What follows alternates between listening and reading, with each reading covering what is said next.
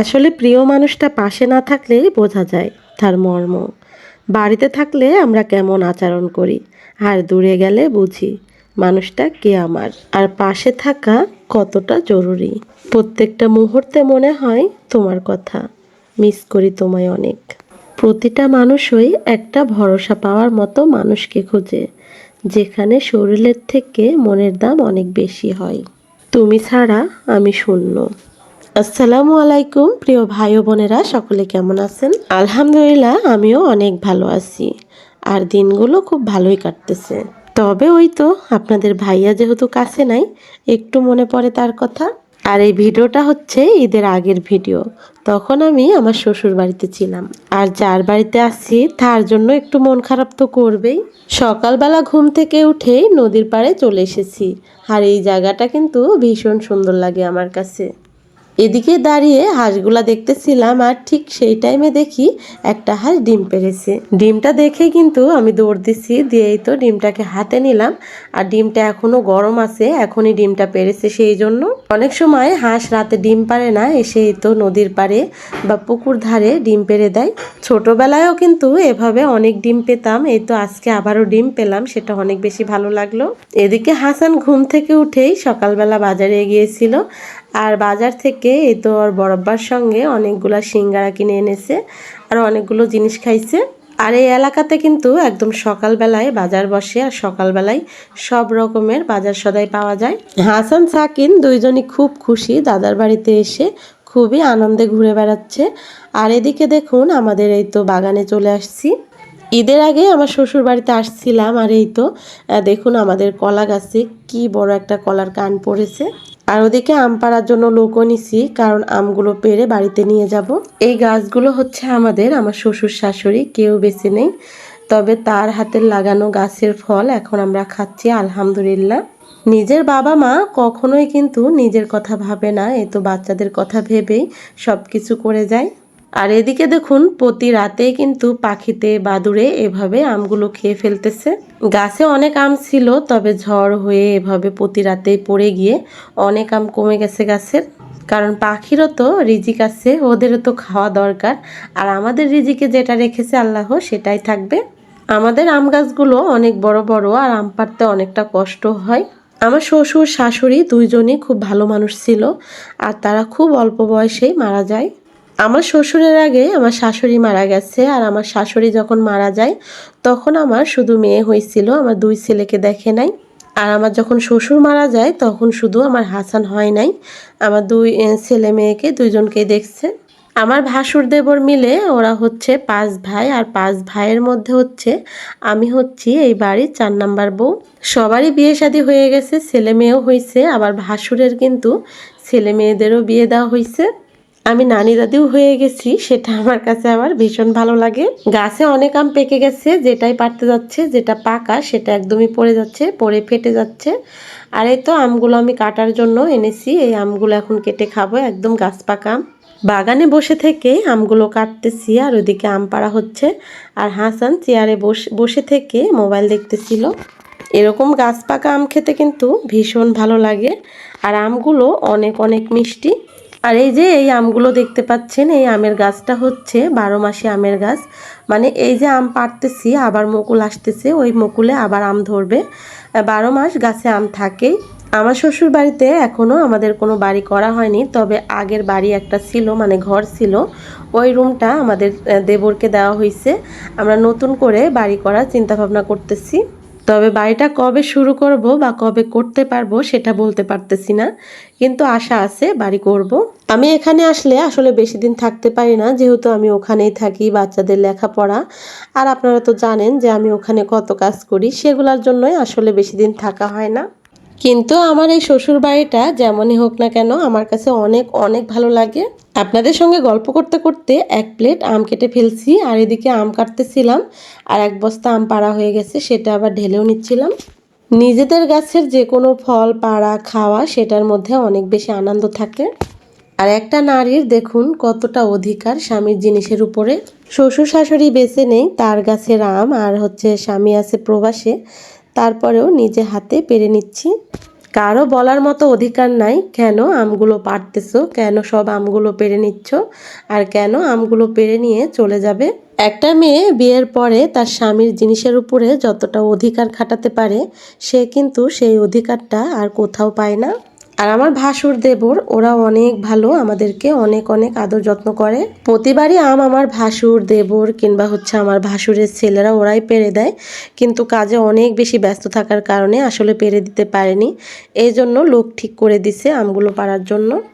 আমি যে কয়দিনই আমার শ্বশুর বাড়িতে থাকি আমার রান্না বান্না কিচ্ছু করা লাগে না, আমার জালেরাই রান্না করে আর আমাদেরকে এই তো অনেকটা যত্ন করে খাওয়ায়।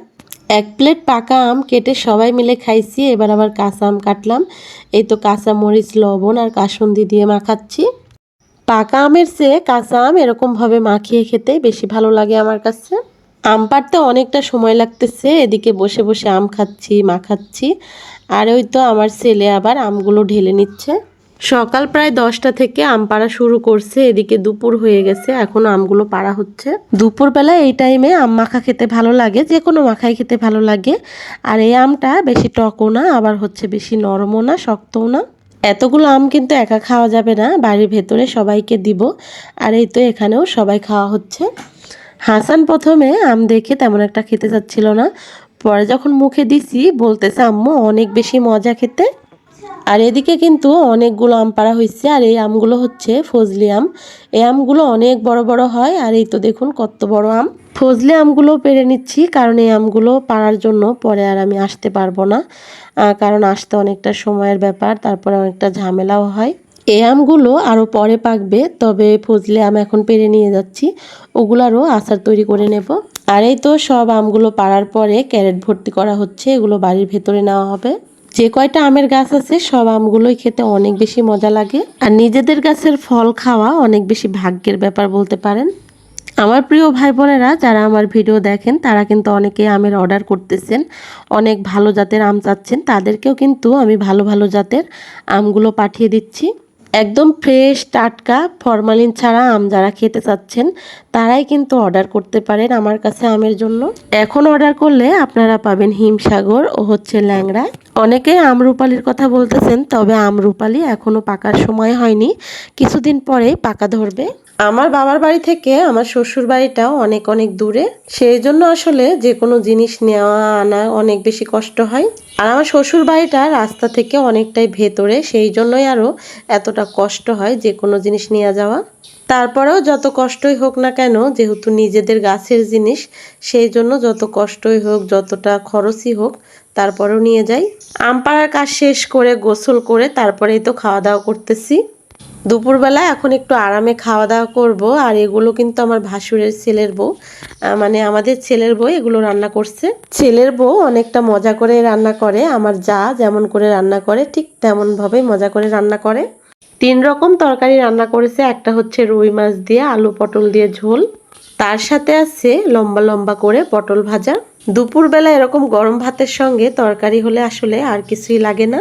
ওদিকে মুরগির মাংস আলু দিয়ে ঝোল করছে, কিন্তু মুরগির মাংসটা আমি আজকে খাবো না, আমার প্রিয় মাছের তরকারি আর পটল ভাজা, এগুলো দিয়েই খাবো। নদীর মাছ থাকলে আরো বেশি ভালো লাগতো, তবে নদীর যেহেতু নতুন পানি এসেছে এখনো তেমন একটা মাছ হয়নি, আর কিছুদিন পরে নদীর মাছ পাওয়া যাবে, তখন আরো অনেক বেশি মজা লাগবে নদীর মাছগুলো খেতে। আমাদের নদীটা একদমই বাড়ির সঙ্গে, তবে নদীর পানি সব সময় থাকে না, এই তো এই টাইমে নদীর পানি আসে, আর একদম পুরো বর্ষা আর অনেক কয় মাস ধরে নদীর পানিটা থাকে। যখন চারিদিকে প্রচণ্ড খরা হয় তখন শুকিয়ে যায়। আর এই তো বিকেলবেলা আমরা যে আমার ভাসুরের ছেলে মেয়ে আর আমার 2 ছেলেকে নিয়ে আমরা নদীর পাড়ে চলে এসেছি। আমার শ্বশুর বাড়ি থেকে এই জায়গাটা একটু দূরে, এই জায়গাটার নাম টুলটুলি পাড়া, আর এই জায়গাটা ভীষণ সুন্দর। যখন চারিদিকে পানি আসে তখন কিন্তু এই রাস্তার 2 পাশে ডুবে যায়, আর এই রাস্তাও অনেক সময় ডুবে যায়, তখন আরো অনেক বেশি সুন্দর লাগে। আমি কিন্তু ঈদের আগের দিন মানে বিকেল বেলায় চলে যাব, এই জন্যই বেশি বেশি বেড়ায় নিচ্ছি। ঈদটা এখানে করার ইচ্ছা ছিল, তবে যেহেতু ঈদের পরে বিয়ের অনুষ্ঠান আছে অনেকের, এই জন্য আসলে ঈদের আগের দিন বিকেল বেলায় চলে যাব। আর ঈদের দিন আমি এই আম নিয়ে সব কিছু নিয়ে সেভাবে গাড়ি পাওয়া যাবে না, এই জন্য ঈদের আগের দিন বিকালেই চলে যেতে হবে। আর বিকেলে এই জায়গাটা দেখুন কতটা সুন্দর লাগতেছে, আকাশে হালকা মেঘ জমেছে আর পানিগুলো কতটা সুন্দর লাগতেছিল নদীর। কয়েক মাস আগে এই জায়গাতে আপনাদের ভাইয়ার সঙ্গে অনেকটা ঘুরে বেড়াইছি, সেই ভিডিওগুলো অবশ্যই আপনারা দেখেছেন। সেই স্মৃতিগুলো অনেক বেশি মনে পড়তেছে, আর সেই দিনগুলো অনেক অনেক বেশি আনন্দর ছিল। এখন শুধু অপেক্ষা করতেছি আবারও সেই দিনগুলো ফিরে পাওয়ার জন্য। তবে কবে আসবে সেই দিনগুলো আসলে সঠিকভাবে বলতে পারতেছি না। বিকেলে এই জায়গাটাতে অনেকেই ঘুরতে আসে, কারণ এই জায়গাটা আসলে অনেক সুন্দর। নদীতে নৌকা যাওয়া আসা এখনো শুরু হয় নাই, যেহেতু পানি কম। আসলে কিছুদিন আগে নদীতে পানি ঢুকেছে। পানি বাড়লেই দেখবেন এই জায়গার সৌন্দর্য কতটা বেড়ে গেছে। অবশ্যই তখন আবারও আসবো, তখন আপনাদের সঙ্গে আবারও এই জায়গাটা শেয়ার করব।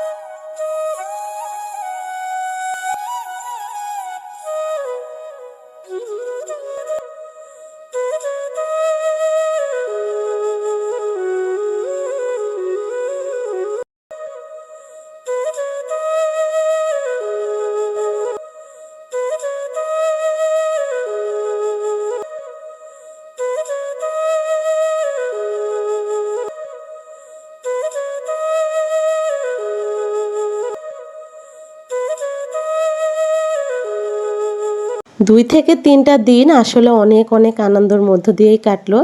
এবার এই তো আবারও চলে যাচ্ছি আমার বাবার বাড়িতে। দুপুর পর বিকেলবেলা আমরা রেডি হয়েছি বাড়িতে যাওয়ার জন্য। এই তো ব্যাগপত্র নিয়ে যাওয়াটা অনেকটাই কষ্টের, আর এখান থেকে একদম ভ্যান গাড়ি রিজার্ভ করে নিছি আমার বাড়ি পর্যন্ত। ভ্যান গাড়ি ছাড়া আসলে সব কিছু নিয়ে যাওয়াটা সম্ভব না, এই জন্য ভ্যান গাড়ি রিজার্ভ করছি। আমার ভাসুরের ছেলে এই তো আমগুলো গাড়িতে উঠাই দিচ্ছে, এখন সব কিছু বেঁধে নেওয়া হচ্ছে গাড়িতে। হাসান সাকিনও এই তো ভ্যান গাড়িতে উঠে রেডি, আর ওদেরও ইচ্ছে করতেছে নানির বাড়িতে যাওয়ার জন্য। আসলে ওখানে থেকে অভ্যাস, এখানে বেশি দিন থাকলে থাকতে চায় না। আমার সঙ্গে আমার ফুপুও যাচ্ছে, ফুপু আমার সঙ্গে আসে নাই। আর এই ফুপুর মেয়ে আর হচ্ছে আমরা কিন্তু দুই যা। ফুপাতো বোনের বিয়ে হয়েছে আমার ভাসুরের সঙ্গে, আর আমার বিয়ে হয়েছে তার দেবরের সঙ্গে। ফুপু কিছুদিন ধরে এখানেই ছিল, যেহেতু জমি থেকে অনেক ধান কাটা হয়েছে। আসলে আমার বোন একা একা পারতেছিল না, সেই জন্য আসলে ফুপু থাকলে কাজে সাহায্য করত, সেই জন্য এখানে ছিল। আর আমার ফুপুর বাড়ি আমাদের বাড়ি একদমই কাছাকাছি, সেই জন্য একসঙ্গেই যাচ্ছি। আর হাসান দেখুন গাড়িতে উঠে ঘুম দিচ্ছে, এই তো দেখুন সঙ্গে সঙ্গে ঘুমিয়ে গেছে। খোলা আকাশের নিচ দিয়ে ভ্যান গাড়িতে এই তো বাতাস খেতে খেতে এখন আমরা বাড়িতে যাচ্ছি। আমার বড় ছেলেটা ওই তো পিছনে বসছে, আসলে এতগুলো জিনিসপত্র নিয়ে জায়গা হচ্ছিল না। আমরা যে ভ্যান গাড়িতে চড়ে এভাবে যাচ্ছি আপনাদের কাছে কেমন লাগতেছে সেটা অবশ্যই কমেন্টে জানাতে পারেন। আমার কিন্তু ভীষণ ভালো লাগতেছে। তবে যেহেতু হাসানটা ঘুমাইছে, ওকে নিয়ে একটু কষ্টই হবে রাস্তাতে। আর আমাদের বাড়ি যেতে 1 ঘন্টারও বেশি সময় লাগবে এই ভ্যান গাড়িতে। এইটা হচ্ছে আমাদের নাটোরের রাস্তা। এই তো দেখুন কতটা সুন্দর আমাদের নাটোর শহরটা। সব কিছু দেখতে দেখতে এখন বাড়িতে পৌঁছে যাব। বিকেলের এই রাস্তাটা আরও অনেক বেশি ভালো লাগতেছিল যেহেতু রোদ ছিল না। আর এই তো বাড়িতে চলে আসছি, এসে এই তো আমগুলো নামাচ্ছিলাম। আমগুলো এভাবে মেলে রাখতে হবে ঢেলে, না হলে কিন্তু নষ্ট হয়ে যাবে, কারণ আমে প্রচুর পরিমাণে আঠা থাকে। আর নিজেদের গাছের আম অনেকটা যত্ন সহকারে অনেক দিন পর্যন্ত খাবো। ঈদের আগের দিন এই তো বিকেলবেলা আমরা চলে আসছি, আর ঈদের দিনের ভিডিও কিন্তু আপনাদেরকে শেয়ার করা হয়ে গেছে। আর কিভাবে ঈদ পালন করেছিলাম সেটা অবশ্যই আপনারা দেখেছেন। যারা এখনও দেখেননি তারা অবশ্যই দেখে আসতে পারেন। আর আজকের ভিডিও এই তো এখান থেকে বিদায় নেব। তবে আমার ভিডিওটি আপনাদের কাছে কেমন লাগলো সেটা কিন্তু জানাতে ভুলবেন না। আমার নিত্য নতুন প্রতিদিনের ভিডিওগুলো যারা দেখতে চাচ্ছেন তারা অবশ্যই কিন্তু চ্যানেলটি সাবস্ক্রাইব করে রেখে দিতে পারেন। আর একটা লাইক দিতে যেন আমার প্রিয় ভাই বোনেরা ভুলে যায় না, কারণ একটা ভিডিও বানাতে অনেক অনেক কষ্ট করা লাগে। এভাবেই সব সময় আমাকে ভালোবাসা দিবেন, পাশে থাকবেন। আল্লাহ হাফেজ।